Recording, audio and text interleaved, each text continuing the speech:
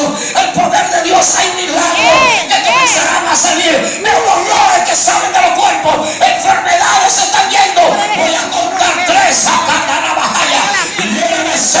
Yo quiero que tú pongas la mano sobre alguien. Voy a contar 3 que se van. Se van. Vamos, hazlo ahora. Vamos.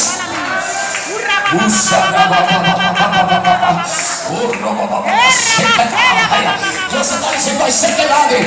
Hasta hoy yo estoy creyendo en el Dios que sabe llover los tiempos de vida.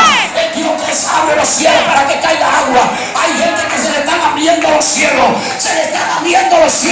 No porque el profeta está aquí, no porque el pastor está aquí, sino porque hay un rompimiento que te está diciendo a los cielos: quítate, que hay una lluvia que se oye. Yo no sé si tú lo escuchas, no sé si lo escuchas, no sé